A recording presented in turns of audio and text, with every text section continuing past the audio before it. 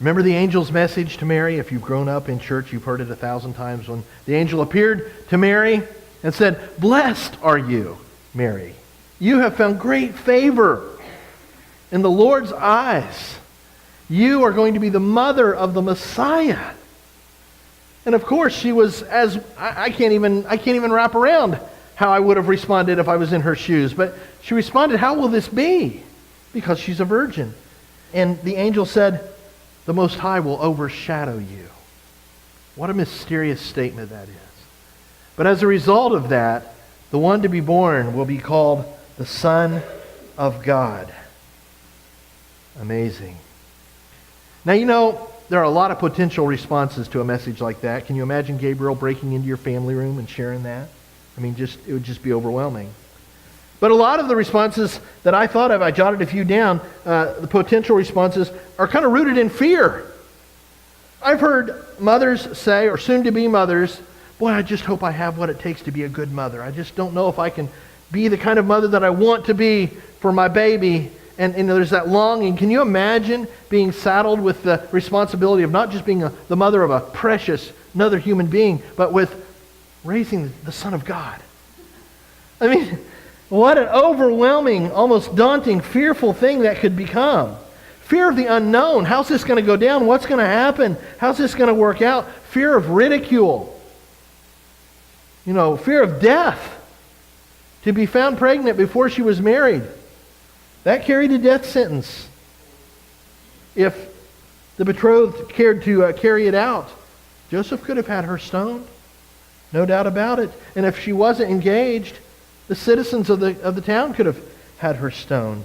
There's a lot to consider here. This is going to change Mary's life forever, to say the least. Mary's going to have to lay Mary down. It's not about Mary anymore when she takes this on.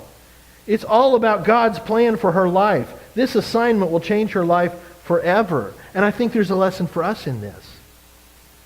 That same message, if we say, "Yes, Lord Jesus, be born in me," that'll change our lives forever as well. Because the call to become a Christ follower is a call to surrender and to submit to a king. And to follow him and trust him. It's a call to say, just like Mary had to say, it's not about me anymore. It's about his will. It's about his mission. But I tell you, and I know this is going to ring true in your heart, ask any believer who's made that decision to say yes to the King, and they'll all tell you it's the best decision they ever made. To say yes to the King of Kings, to say, "Yes, come into my life. Live there. I want to live for you. I want to know your joy. I want to know your power in my life. It's worth it." Luke chapter 1, verse 38. Here was Mary's response. "I am the Lord's servant." May that be our response today. "I am the Lord's servant. May your word to me be fulfilled." And then the angel left her.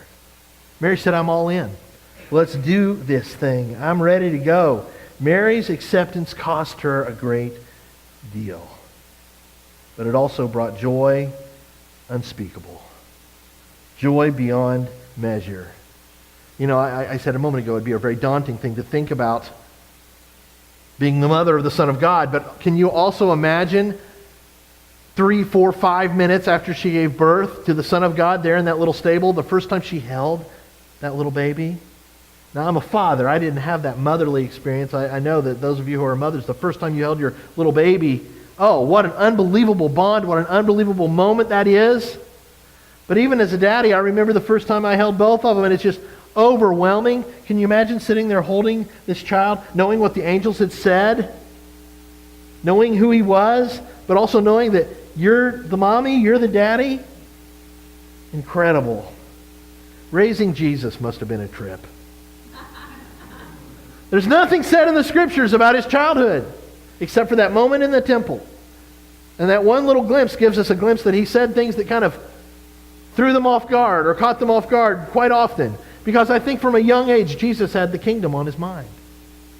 He had his Father's will on his mind from the beginning. He must have done things, said things. We all have just found amazing joy in watching the little first things that our child or that our children have done, boy, Jesus must have done some firsts that were incredible. And pondering with every first step the mission that God had laid on his life. And every time they said, hey, Jesus, come here, remembering that the angel said, you will call him Jesus because he will save his people from their sins. Wow. What an experience all that must have been. When we accept the message of Christmas, like Mary did, it costs us as well.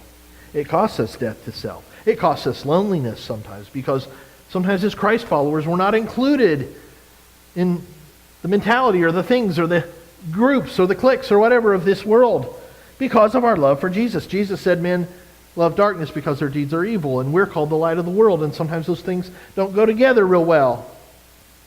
Sometimes following Jesus will cause us to mourn. You know, I've thought about that often through my life when Jesus in the Sermon on the Mount said, blessed are those who mourn, for they will be comforted. He was speaking to people who love the Father and live for God. Here's the reality. Everyone, whether you know Christ or not, you mourn when you lose a loved one. And we know that we've all felt that pain. But Jesus was speaking to those who love the Lord and of a different kind of mourning. It's the brokenness of heart that came when Jesus came to Jerusalem and looked over the city and wept. Because he said, how often have I longed to take you under my wings like a mother hen takes her chicks and just care for you and love you, but you would not have it. How often has God reached out to his people and said, I want to love you, I want to restore you, I want to make you new. And so many have just turned away and said, no, I'm not interested. And it breaks the heart of God, and it brings mourning to his heart.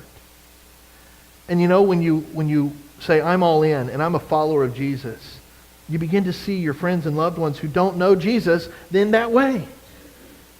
It breaks my heart. They won't turn. They won't surrender. They've got that stiff back. They've got that stubborn streak. They won't say yes to Jesus. They won't humble themselves, and it breaks our hearts. It costs us all kinds of things like that because we begin to see the world the way God does, but it also brings joy. Awesome joy. Awesome joy. Joy that we know God. Joy that we're forgiven. Joy that we're sons and daughters of God. The joy of meaning and purpose every day that we wake up. That we have a mission. That we're not just religious people who keep rules. We're born again people who have the Son of God living in our hearts. We know who we are. We know whose we are. We know that he's always with us. We know that the Bible teaches us that he lives within us. Philippians chapter 2 teaches us that he lives in us to give us the will and the power, the desire and the strength to do what pleases him. And we have that hope, the hope of Christmas that we talked about last week, living in our heart, that is an anchor for our souls. It's wonderful. So Mary responded with acceptance.